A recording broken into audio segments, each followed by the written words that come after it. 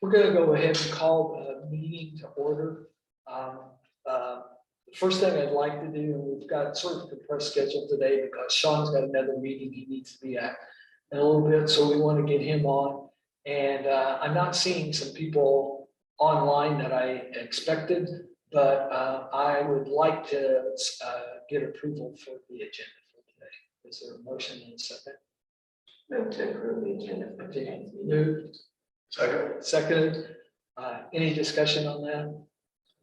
All those in favor, please signify by saying aye. Aye. Opposed, the same sign. That motion carries. And also for the record, we have the 3 county staff here. So we've got Regina, Ben, and Sean. And you've been here before, but we'll ask you to introduce yourself again. Yes, my name is Sherry Cookie. I live in Amber Grove, which is on the southeast side of Alachua County.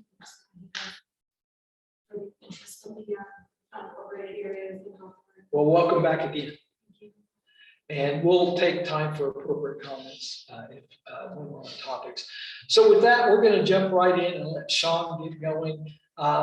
We've had a discussion the last 2 meetings, and it relates to when Dr. Houchen, going back to when Dr. Houchen was out here, and the fresh food and different things like that, and where people are getting them in areas where there aren't typical type grocery stores and different things like that. And then last meeting we had, I believe, 3 people, and I think Sean was copied on that, where they followed through. And I'm glad James is here because she's the one who brought it up a couple of meetings ago. But there's this other group that's going on, is the Joint City County Food Systems Policy Board. And it's an advisory board to the commission, just like this board is. But there was discussion among the group. There was probably some synergy there, and there's some interest and maybe expertise of people in this area, or thoughts and opinions.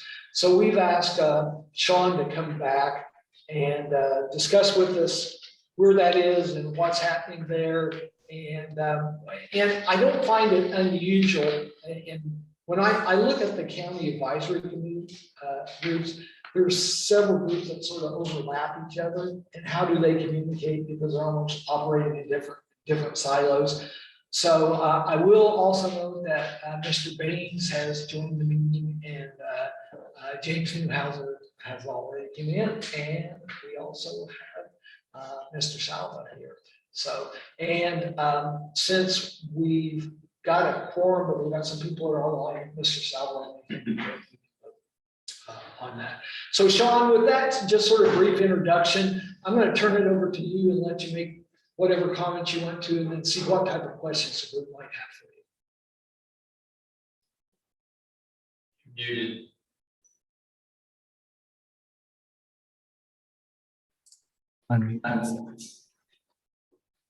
I'm Sean McClendon, Economic Development and Food System Manager for Alachua County. I'm very pleased to be here today. Maybe as a brief background, I can give the Rural Concerns Board here a primer on just what the Joint Food Policy Board is. It's the joining of the City of Gainesville and Alachua County Commissioners. There's 2 City of Gainesville Commissioners and 2 Alachua County Commissioners that sit on the policy board. Currently, Commissioner Prizia serves as the chair. We will probably have a reappointment for a new county commissioner at this next regular meeting on May 24th. For the city commission side, Commissioner Desmond Duncan Walker serves as the vice chair, and Commissioner Harvey Wood was just brought on as the city's 2nd commissioner. Dr. Wilma Fuentes from Santa Fe College also serves as the Santa Fe College representative, and Dr. Catherine Campbell from IFAS serves as IFAS representative.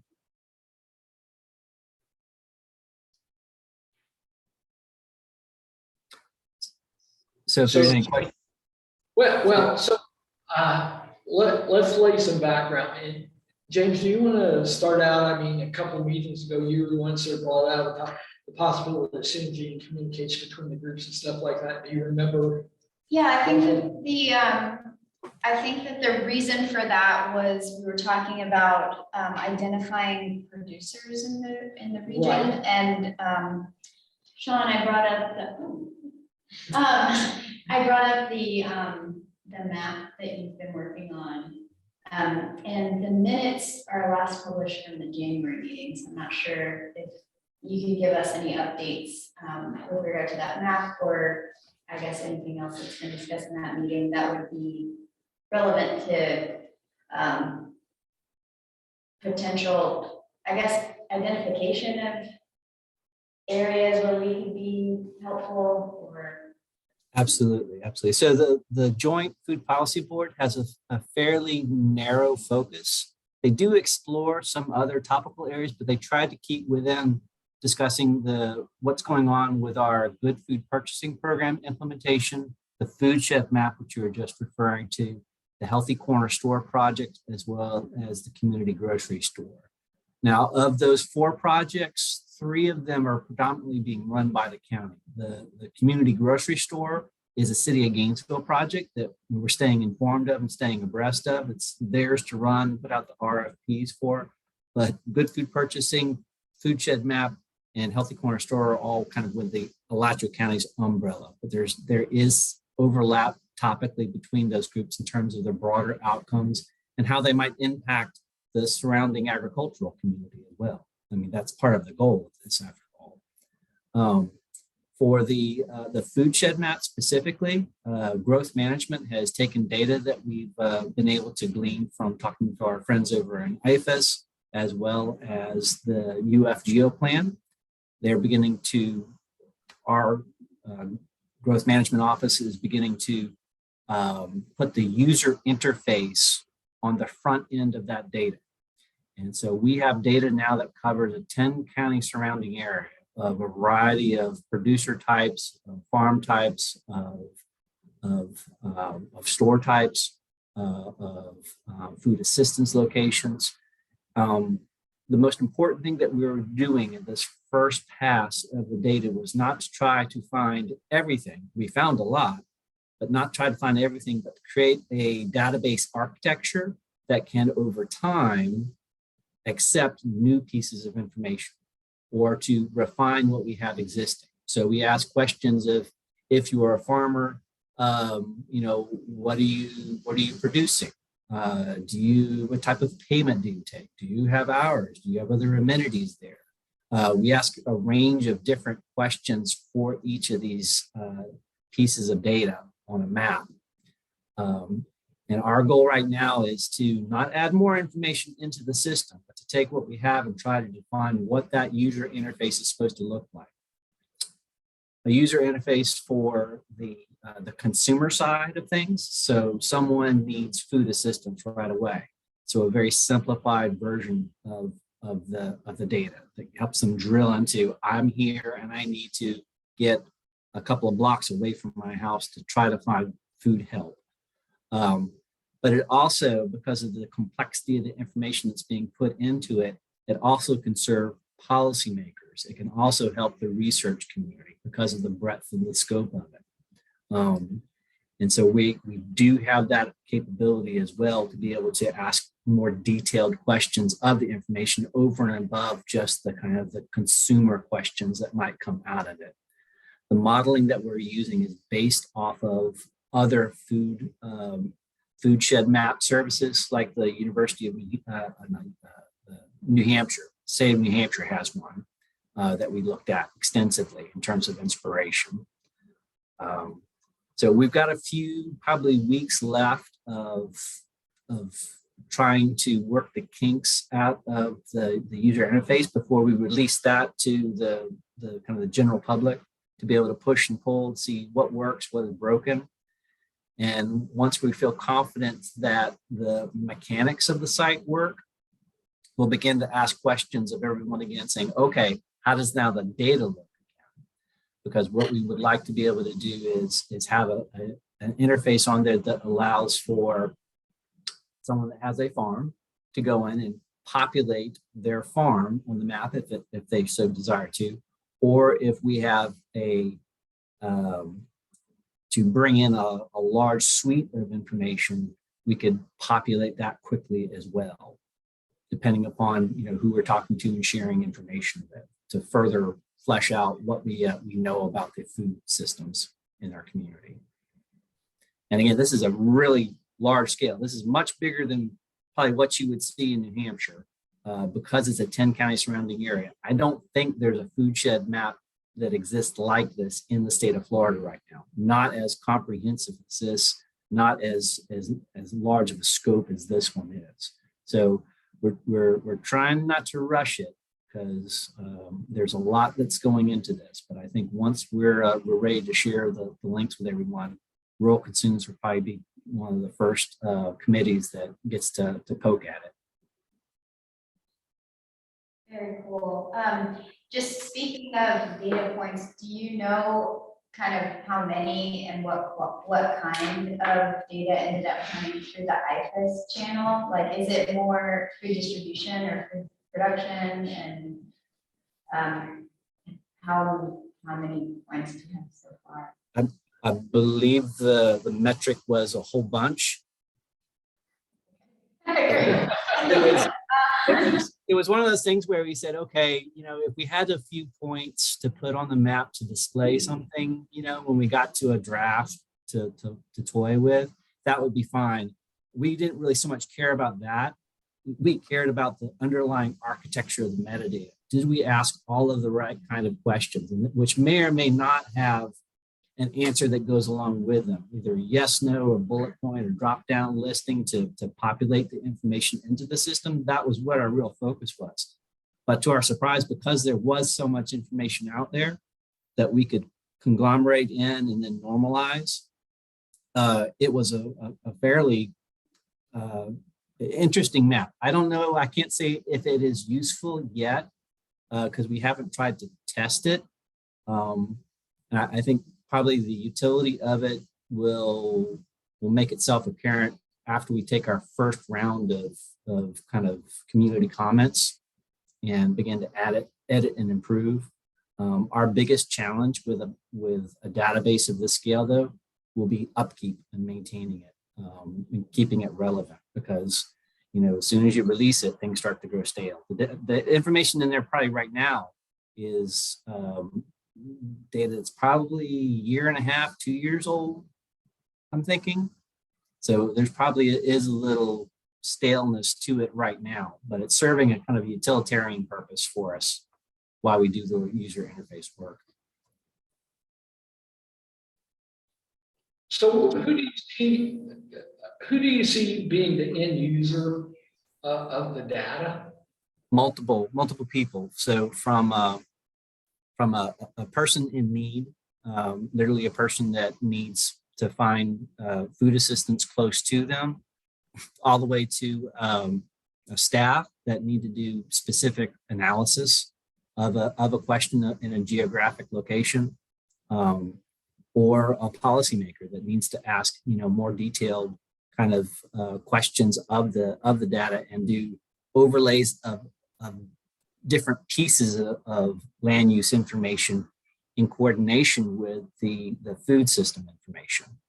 So that's what we're really excited about, is we can ask questions of where are there gaps in our food system? Where is there a lack of knowledge with what we know where things are? Because we're asking a lot of it right now in terms of we want to, through the Good Food Purchasing Program, which is a certification program for making sure our food is more local, there's greater sustainability in terms of the systems that are there, how animals are treated in the food system overall.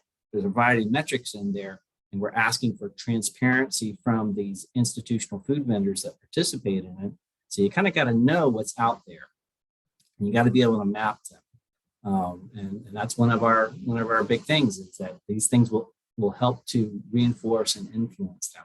If you want to have a healthy corner store and you want to make sure that these small mom and pop scale businesses can provide a healthy and nutritious alternative in the store and not just Twinkies and cupcakes, all the time, you kind of got to make sure that you have those vendors that are out there, those producers that can be found that can help these communities, these businesses find them. So that's part of the rationale for for building up this information in this database. There'll be multiple potential users that could reference this and query it. So right now, so UF has I guess a testing site on some of the data they've got, and that's the only thing that's available at this point in time. They created a test site for us just to display as an example. We've kind of taken that data. They might still have that link up over at UF GeoPlan. If they wanted to share it, we told them we're fine with them sharing. Whoever wants to see it, there's no secrets. We're open source with our information. Yeah, We've taken. I was just gonna say, it's still up on the GeoPlan side. Yeah. It doesn't appear to me like it works 100%. Talks Yeah. about this is solar. And, right now you've got this multi-county area that's got a bunch of little dots in it. That's very hard to find anything. Right, Exactly. So that's our role now, is to take it and put into, I believe it's called I'm not a GIS person, but I believe it's an ArcGIS story. Is that what it's called? But it allows for those more simplified mechanisms of sifting, sorting, and grouping data types. I remember why I originally made that connection. We're talking about Indra and potentially having her tour some of the producers around the county. And the original intention was to try and see where we had producers and try and give a kind of a random sample or an equitable sample of producer type in the area and things like that. But just to help her onboard into her new-ish position. And the main overarching, I guess, concept of that too is just trying to reduce redundancy. So have y'all talked to FDACs about this, or extension agents about, like, I guess, assisting with keeping the data up to date, or if we have, if Alachua County is working with these 10 counties' data, is there any effort by the state to, like, see this as a pilot and potentially, potentially allow for logistics and food hub identification throughout the state?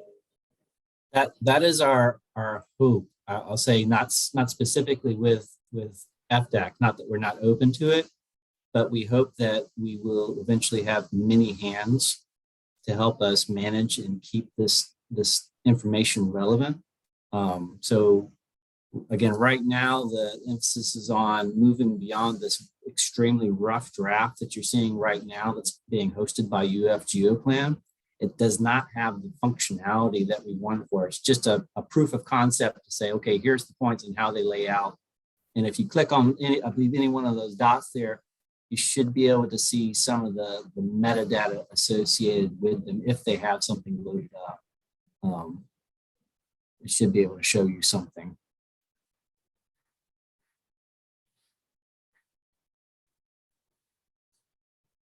And there should be a scroll bar to the side. If not one of those, then maybe one of the other, like the purple. There you go.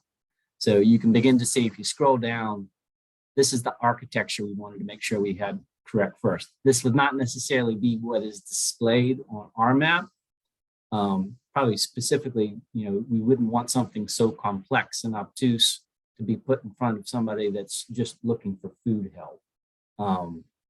But if you are, a researcher, or you have,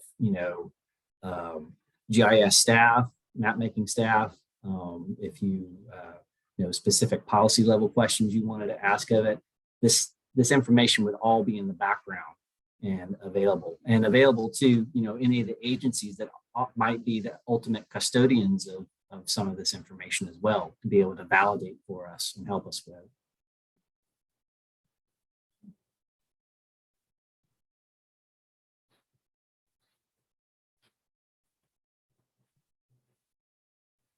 What's your timeline for the user interface release? You said a couple weeks before it was in beta? Or- So our timeline was to have a beta ready for everyone to poke at by January of 2021, 2022. And it's what? Is it May already? So we're a little behind. We're, everyone's behind the 8 ball with staffing right now. We're making some good progress, but it's kind of hard going for a lot of this, just because there are so very many projects that growth management has going on and happening everywhere. But I know that we'll hopefully be able to report back in the next few months that we're ready to at least look at the first draft of the user interface. We are making progress there. It's just we have been having some hiccups because of staffing issues right now, and that's across the board. It's not just in growth management.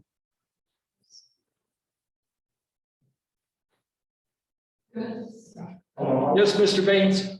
Where do y'all meet at? You said that y'all was having a meeting coming up. Where do y'all meet at?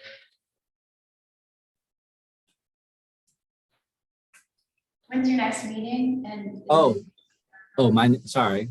Our next meeting will be, I should know because I was just sending notices out on that.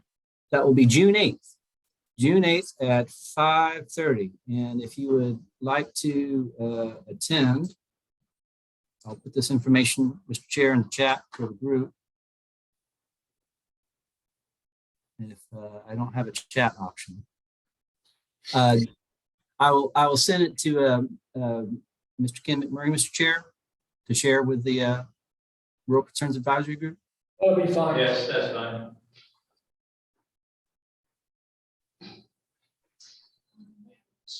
Yes, and we have a question from a guest. Hi, Sean. I've not been able to come to these for the last 2 months, so I apologize if this is redundant. And I also apologize in advance for sounding like a broken record for the east side of the county. But I noticed on your map that you're missing the food pantry that serves almost the entire east side, and I'm talking about the unincorporated areas, Hawthorne Area Resource Center. I was wondering if you had any plans to touch base with that food pantry. We probably do over 200 distributions a week. With USDA, Bread and Mighty, and things like that. Yeah, definitely looking at incomplete data on there, because that wasn't the primary focus of this first round. It was the data architecture first and foremost to make sure that looks correct, knowing that we'd have to circle back and improve the data points that we had in there. The most important thing for us is to make sure that first that it's constructed properly. We got a firm foundation for the information, and that the interface which people can pull information from it will work well. And then once we're confident in those functions, then we can excuse me.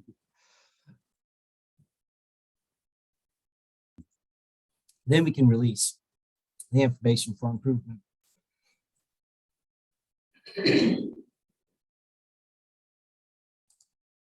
Lou.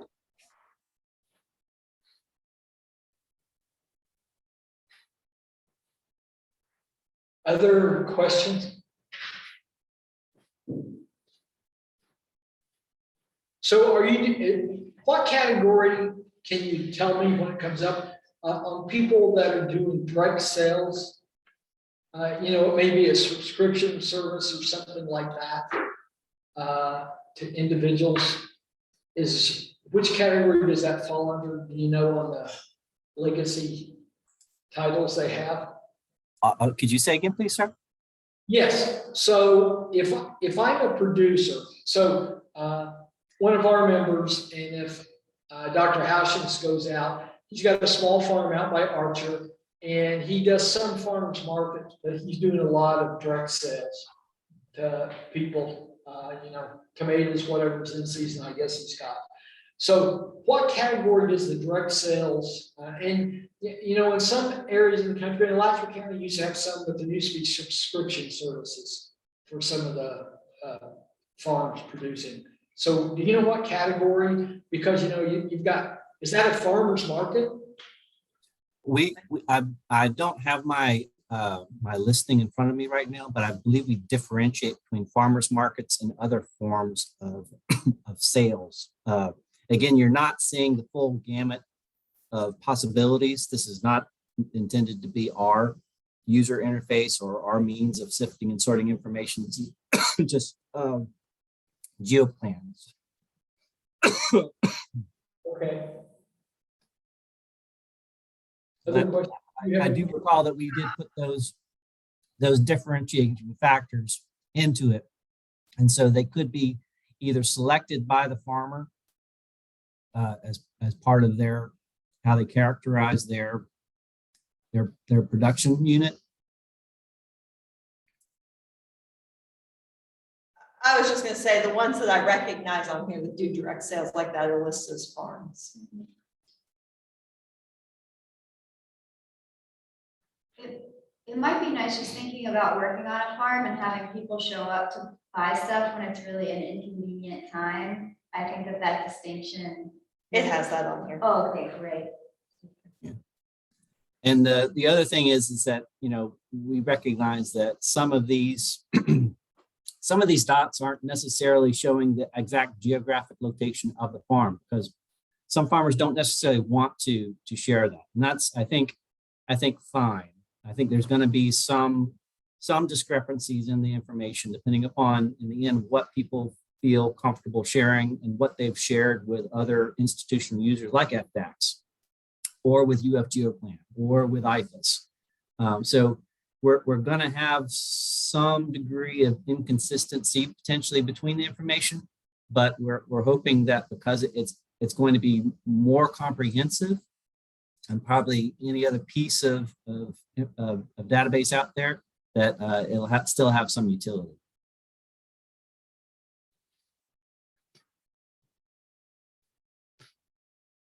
So the best advice is to keep waiting. You're still working on it. You're running a little bit behind.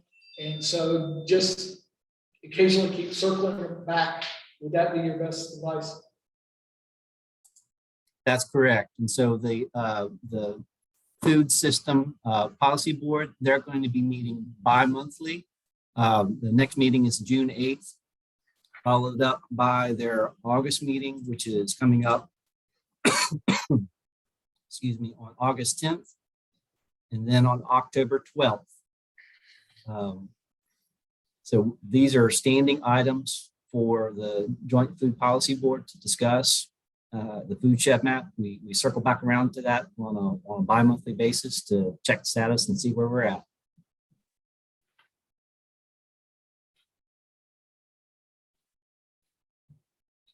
Any other questions? Okay, if not, we'll let you go so you make it to your next meeting. Sean, we thank you for taking the time to be here today. Thank you, Mr. Chair. It's been a pleasure. Okay. So we'll go back to our normal agenda since we've got that sort of taken care of. There'll be some changes. No big announcements from me. Remember, based on our last time, unless something comes up, this would be our last in-person meeting for probably 2 months.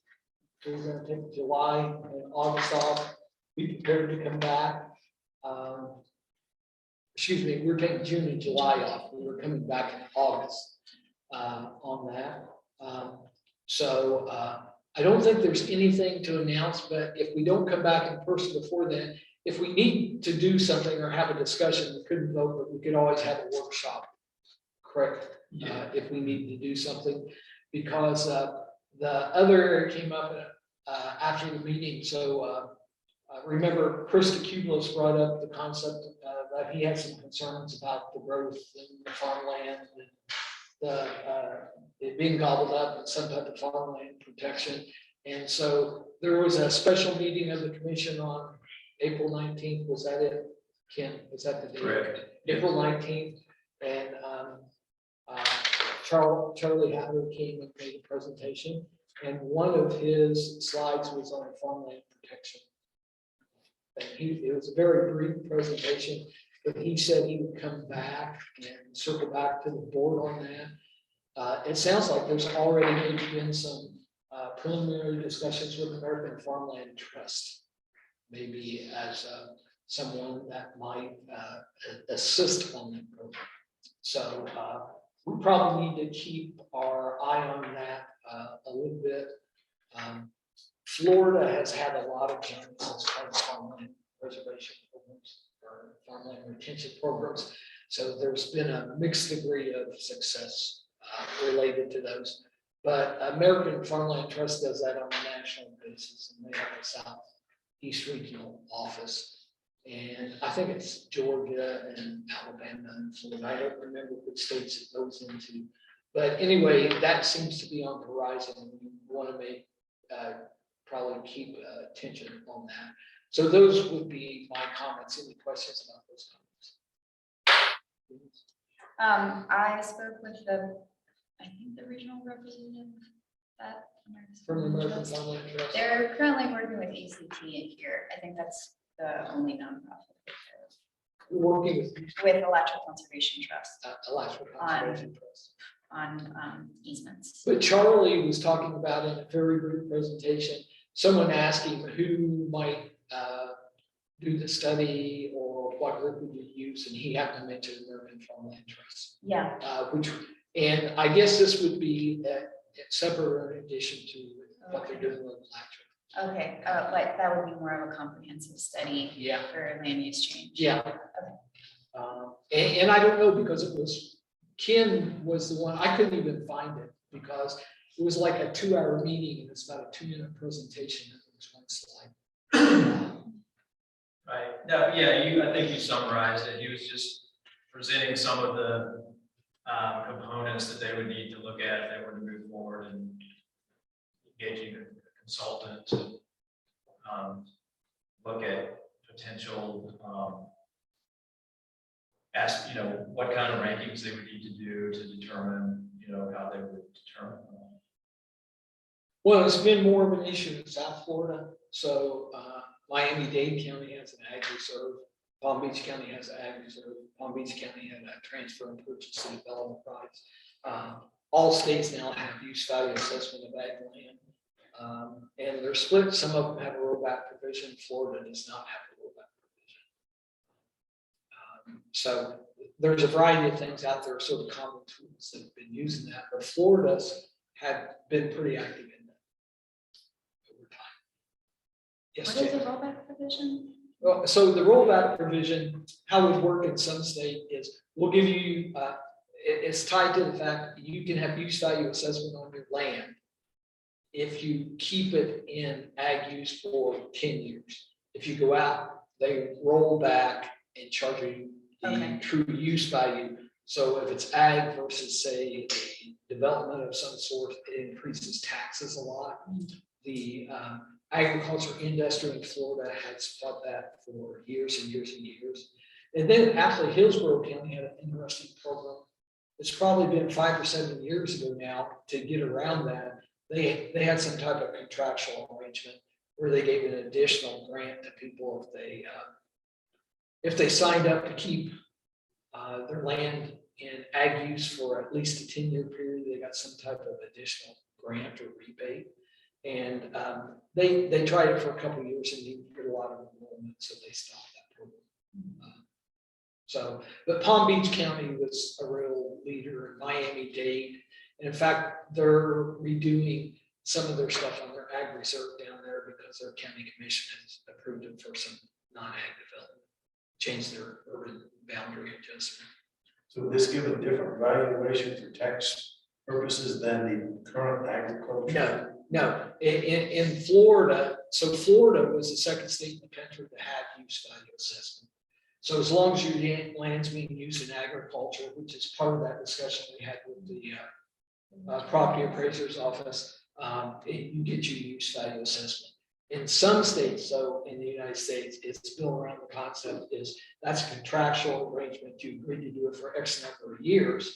And then they have a rollback provision so that if you change the use of the land and go from ag production to some type of more intensive development, they roll back the period from when the contract started or whatever the 10-year period, 5-year, 7-year period, and they increase the taxes back to the market value. So they recapture taxes. They recapture taxes. Several states in the US recapture Capture taxes. farmers would be too keen on that. No, they're not very keen on that. Especially with prices right now. What we're seeing, farmland selling for right now is kind of frightening. Right. I just saw a little over 100 acre tract tableland in St. Johns County, 17,000 plus an acre was closed recently. It's- Now, prior, same land selling in the $7,000-9,000 range in surrounding counties. This is an unbelievable. I can't believe there's not something else associated with that reported statement. It's just legal description, so. That's in St. John's. And that's actually the potato farmers down there has had sort of rough go for a while now. And so there's a whole bunch of Asian vegetables, and of course there's growth around Palatka and St. John's counties are higher, desirable county. The only thing I can Their think of neighbors is right there. on this particular one, there is considerable housing involved nearby, so I'm thinking it might be housing development Yeah. potential. In the UK, they have a rollback program where it goes back a lot farther and it has kept a lot more, well, I mean, they're an extremely dense place, but that's where Florida is heading. I wonder if the rollback period can be lengthened, especially that might mitigate the cost of ag land, because I'm sure that those people are just gonna sit on it and develop it soon. Well, the problem that I see is agriculture is becoming a large corporate business. The small farmers, I grew up with what calls a truck farm, what you can all market in a truck. Those don't exist anymore, other than they're selling at the farmer's market or something. The farmers that farm maybe 100, 200, 300 acres, that's very difficult with the price of fertilizer, the price of equipment and everything. So farming is becoming more of a multi-million-dollar corporate production. And the small farmers are really, as the generations change, it's harder for the next generation to stay in the farming business when they can sell, retire, not have to fight. And it depends on where you're at. Florida is on the extreme of that in terms of the growth in the state and some of the large urban areas for that growth in the ag area. It's been there. I grew up in central Indiana. The county population when I was there was 30,000. It's about 32, 33,000 in the county now. You're going to get huge land prices if you sell a small amount of land, because you've got people who's been in it for 50 years and they've got land they bought for $1,000 an acre. So if they go and buy something for 10 or 12 or 15, they average it over time. But it is becoming more corporate. And then I happen to know a fair amount about the potato industry, but most of Florida's potatoes that were growing up in Palatka were Freedom Lake. And they actually went to the plant in my home county I grew up in, which is on the railroad line. And then it's within 60 miles of I-65, I-70, I-74. It's a huge distribution, transportation and trucking. So there's all kinds of factors there. And then I don't know if Larry will agree, but I think the other issue is that when you sell or trade a development right or something like that, you're getting the current price. And you don't know what's going to happen to it in the future. You go up like crazy and you don't want to sell yourself short. So, but Florida's got a rich history, all that area. They've tried a lot of things. Actually, I think Marion County had a transfer development program for a while. I don't know if they ever had any transfers. So on that. But anyway, that was something that we, depending how fast that moves, if it moves at all, that's something we could have a Zoom type meeting on to just discuss what's happening if we need to. Right now, just remember in June and July, we're not doing it. So the only other thing I wanted to make on the chair's comments there, and Ken, you think you're gonna put out the advertisements for the vacancies Right.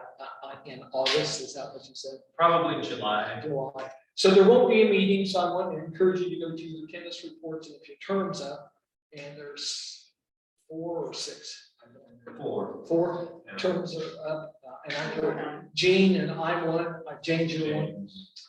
Let's do those. It's Chris. Is it Chris? Yeah, there's a few.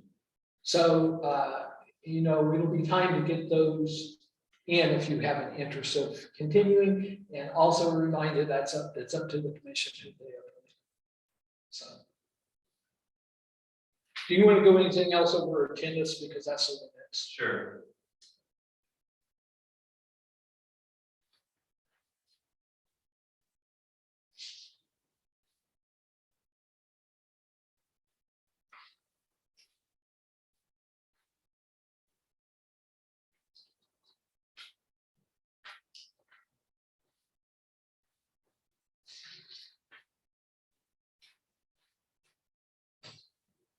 Okay, current attendance reports, everyone is in good standing.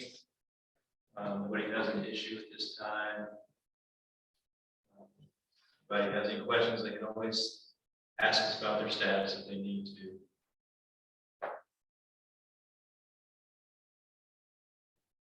Anybody have any questions on that?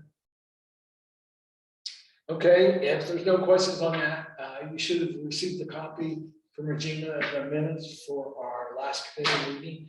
And hopefully you've had a chance to review those. And if you got any changes, they need to be so noted. Otherwise, I'll accept the motion for approval of minutes from the 14th.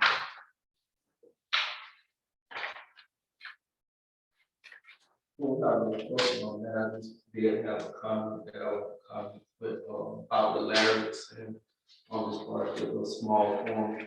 I think that they're definitely needed with the way the economy is going. I'm not sure if it's some way that we can help push back or support small farming. But I think with the corporations, with companies like Bears and Genta, Monsanto, these big seed companies, is not good for us. But I think, you know, like you said, with American corporations taking over, that they can definitely affect our health as well, and not get the quality products that we need, you know, through these big giant corporations. They don't feel like they care, you know, necessarily about the food that they put out. So I think that that's something we definitely should be looking at as far as the small farms, how we can support them, how we can get information out. Like you were saying earlier, there was a grant that they stopped doing, and I was just kind of wondering, like, what was the process of getting information out about these grants and all these other different information that's out there. So that's just something I want to comment on. So that's something that would be of interest or possible discussing in a future meeting. That's what you're doing. Okay. Did anybody see anything in the minutes that they thought was? Move approved as presented. Okay, moved by Larry, seconded by Gene, that the minutes be approved as distributed. Any discussion? Seeing none, all in favor, say aye. Aye. And all opposed, no.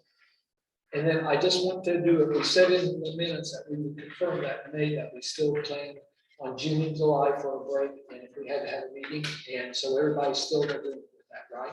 But then the third month we identified was December.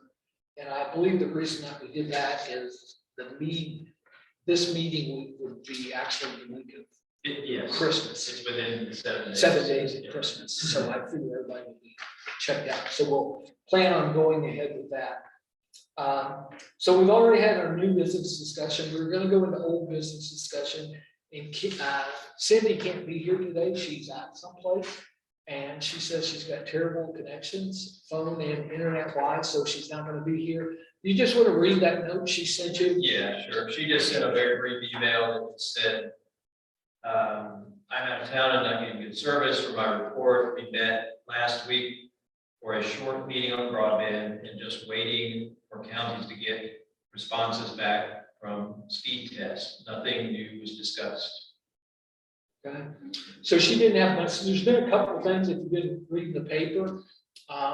Actually, it's a little discouraging to me, and didn't relate this as well, but I assume everybody saw a couple of weeks ago, the governor was over at Otter Creek with the grant he was given on broadband. And so the numbers that stick in my mind is the grant was 1.2 million. And he said that would allow all 200 people in Otter Creek to have access to the internet. And I'm thinking at 6,000 a pop, that's pretty expensive. They could call me and I'd work off before it happened and send them the report. But then I saw it was followed up this past week at the national level where President Biden would like to contribute 43 million or billion towards internet services. So sort of the last mile. Because that's the thing I'd still like to hear what their approach of this committee is, because we've had robust discussions that if you go to the last mile and the last person, it gets pretty pricey. So, but Cindy doesn't have anything else to report other than that. I'm assuming, so we found out, each county was supposed to have a champion on the commission for the broadband stuff. It wasn't that Commissioner Alfred that was supposed to be the Alachua County person. And of course, everyone saw that she was on yesterday. So, and I don't know, technically the way I read the paper is DeSantis has the possibility of replacing it. But since there's more than 28 months left in the term, it will now, that seat, the remainder of her term will come up on the ballot in November. And she could actually file the run again if she gets her residency back. First person in the correct district. Yeah. So I don't know what the county's going to be doing on that. But since Cindy's not here, and since they apparently didn't discuss very much, has everybody taken the speed test that we showed last time? I want to interject on this. Sure. Can you have a moment? Yes. Does it relate to broadband? Yes. Yes, go ahead. And so- I know you've talked a lot. Yeah, so this is my huge concern because it's a huge barrier to literally everything over the east side of the county. Right. And when that came out and they were asking everybody to do it, I'm like, not everybody out here has a device. I Right. wish they could do this because it's not just like the digital literacy gap, it's actually access to technology, being able to afford the technology that could get online, even if they could afford the broadband. So something that a couple people and I were talking about doing is actually going and getting a survey of our neighbors who are in well-known hard to spot or hard to access areas. Maybe even doing surveys at the food pantry, the grocery stores and the gas stations, and getting information from residents in the area that pertain to their broadband access. What's hard for them. They're like kind of covering the gamut. But I wanted to find out if the county has something in place that already exists. Am I gonna be reinventing the wheel? So my understanding, there and I is. have to go back and look at it, there is an alternative if you don't have access to broadband, that you can participate in that survey. Yeah, I think you can go in and put your address in and say, I do not have current access or current device. So I think it allows you to select. Well, these people aren't even seen. Yeah, I think there's gonna be some of that, and you're gonna have to take the metric into. There are 500 people living in this area and 400 people didn't respond, or 4 people responded, you assume this many universal internet access in that area. Like there's some math they'll do there. but I'm I don't hoping think so, I just really. I don't think they're gonna assume that they're gonna just share. I think they're gonna assume they can't. Okay, I mean, it's just really kind of like a bone of contention for me because so many. But I do people- think there's a way to put in your address online and say, I cannot get that service at this and there's a way to do it from your cell phone versus a landline, like you have to tell them what kind of access it is. So even if you like went to their address, you can put it in, Okay. say like, this is cell phone at this site, so that like, they're not assuming you have a Wi-Fi signal there, they can tell the difference. But if I'm understanding correctly, there's, other than through here, those planning team meetings are private rather than public. So there's no way for her to express that concern. Yeah, like without being- I've commented it to Mary Helen Wheeler, I've sent it in an email, I think it's sent to you now. I've also commented on WCJB's post, and then when the Board of Commissioners had that post open for comment that they shared. So I am trying to be a squeaky wheel about it, but I just really want to make sure that the people in these areas are not left out. Like I spent the better part of the first half of this year trying to help a young man get a job. And part of that was getting his GED. If he didn't have a vehicle, he didn't have a license, and he couldn't get online because he lived in Campbell and there's no internet access. And so even if he could get the phone that's provided through the FCC or whatever, ACB or but even if he could get that, which he can't, like his grandmother, but he can't, it's not gonna work where he lives. So, you know, like it's just roadblock after roadblock after roadblock, and all these things that he needs to do to pull himself up. He just literally like cannot do it. The resources are not there, and he's not unique. Like his situation is not unique. Right, well, you're gonna have a core group of people who may not even have an interest in it because of age or That's something true. like that as well, that they're gonna be missing. Ken or Ben, is the broadband group a private group and there's I no think it's public? sunshine.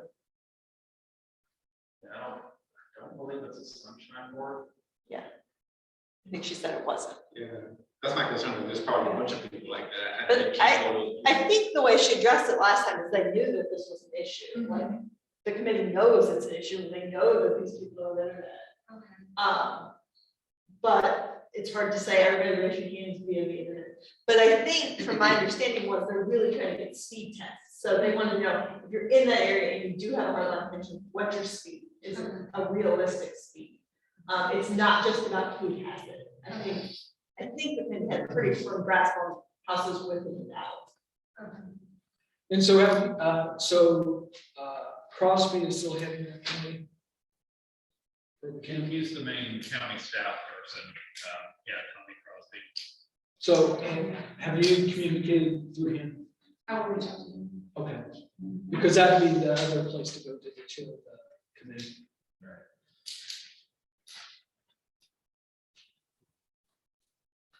Other issues we should discuss while we're here today? Anything to say? I want to thank everyone. Janet, so I know your name was on the list. Have you heard anything from Dr. Houchins or? Oh, no, I haven't. No.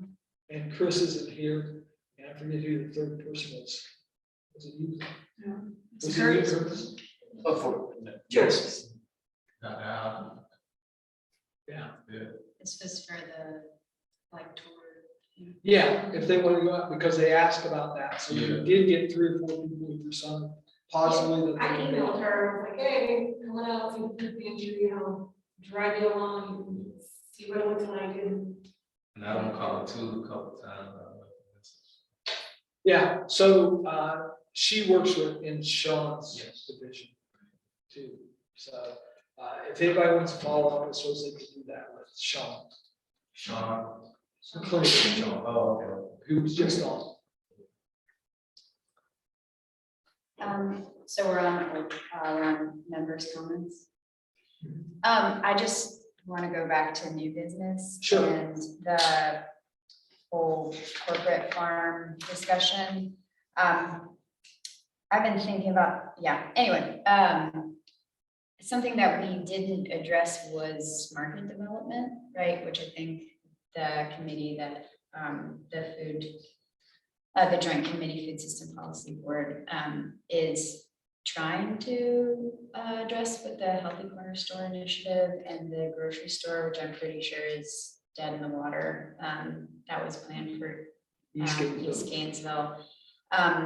So access to markets would be something that, like, maybe we can think on as a committee, whether or not, I know that the city has been trying to work on this, but the county, I'm not sure, about having like an aggregation site or a pack and freeze site where we can provide a market or at least like a value added potential for local producers. And then, when you were talking about, you were talking about how do we reach the farmers? I do think that extension used to have a small farmer grant, and the grant is done now. So I don't think that there were any applied for during this USDA grant cycle, but there's potential for that in the upcoming year if anybody at UF or an extension wants to work on that, because it is really overwhelming to try and run like a 200-acre farm or even a 20-acre farm, because there's very little to none institutional purchasing, and then farmers markets, you're not going to make more than $3,000 a market. So, And that's the thing about how to get that information out to them.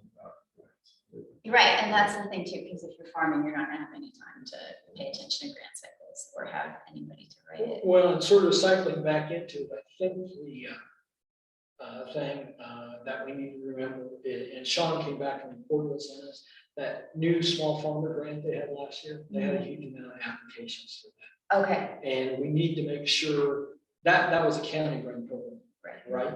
And I think we should do everything. And I think we encouraged him when he came back, that they had, if my memory is correct, they had like 35 applications or something like that, or 5 grants or something. So that's a big response. And if there's some way they can sustain that funding or increase that funding or stuff like that, because that sort of goes in not only new farmers, but it would do some market development and stuff like that.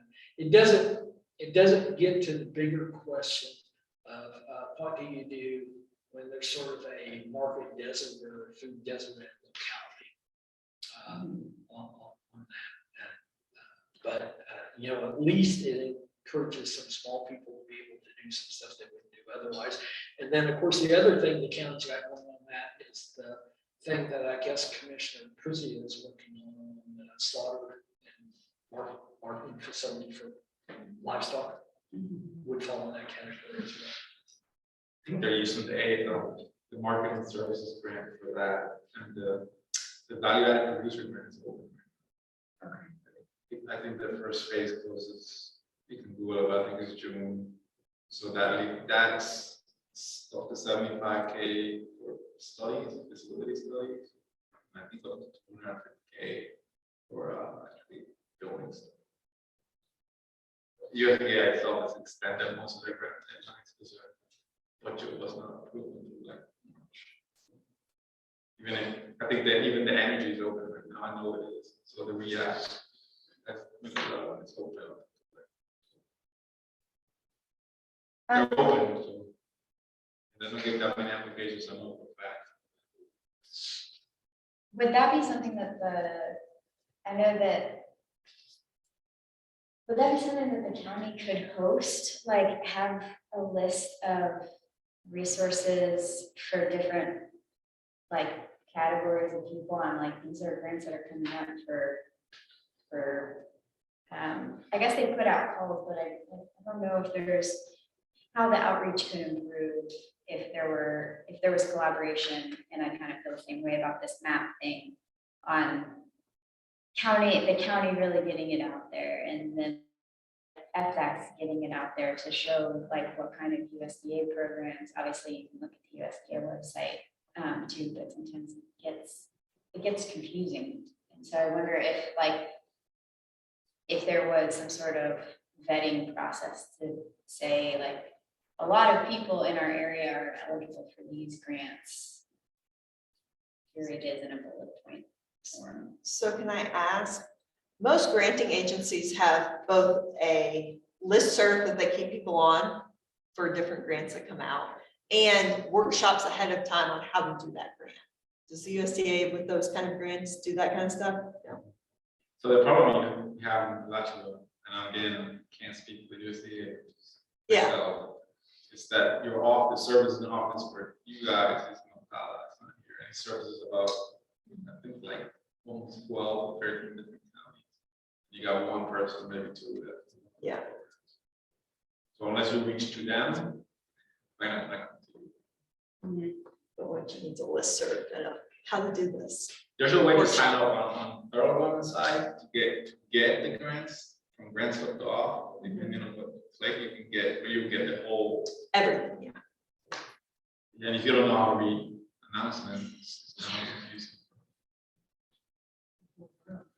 Yeah, it is. So sorry, that's the answer.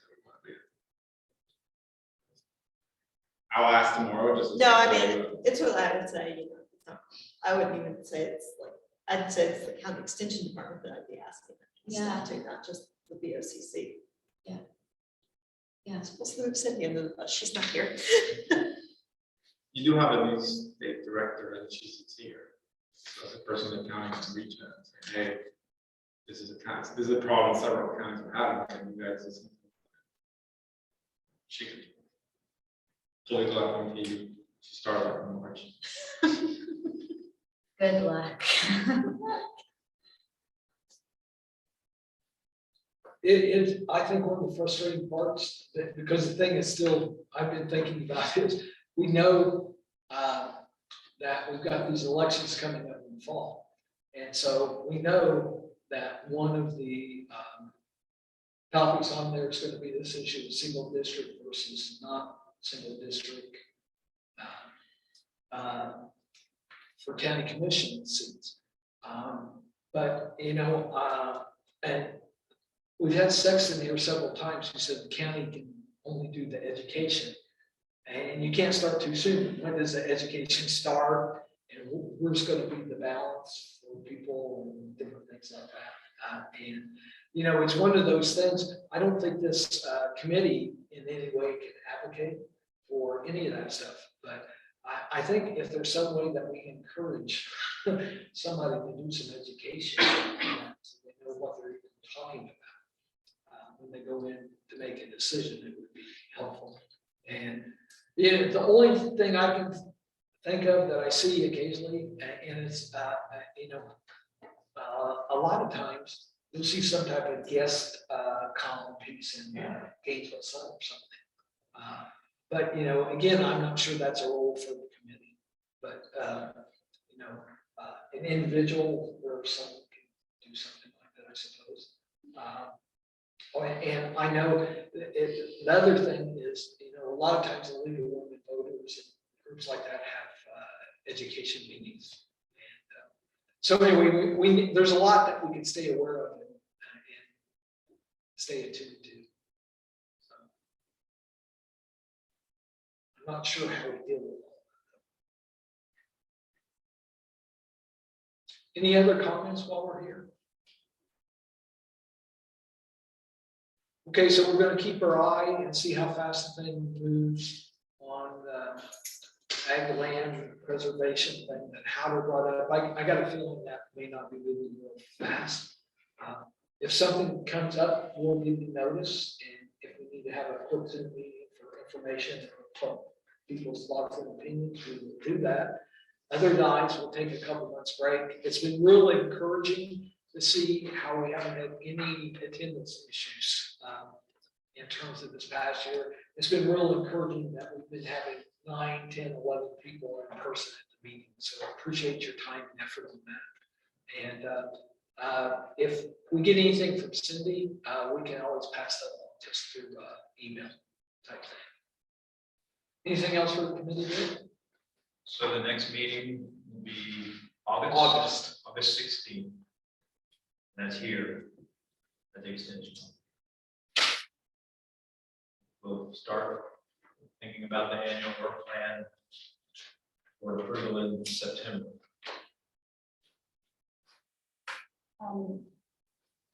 For the term end, do we have to reapply if we want to stay on the committee, or does the, we just reapply? The four that their term, 4 terms expire September 30th. So if any of those 4 are interested in continuing, they would need to reapply on the advisory board website. And those applications go to the county commission for consideration, along with any others that we get from the public. But the goal would be that they have those people identified by October 1. Appointed by October. Appointed by Yeah. October 1. But if there's someone new, there'll be orientation and stuff Yes. like that. So you're probably going to take it to the commission in the first meeting in September. That would be ideal, yeah. So that means you would need to have your application in if you want to extend in by the second. By August. mid-August. Yeah. And we always try to have, several applications before we take them so that they have a choice of applicants. All of that factors into when the applications get taken in.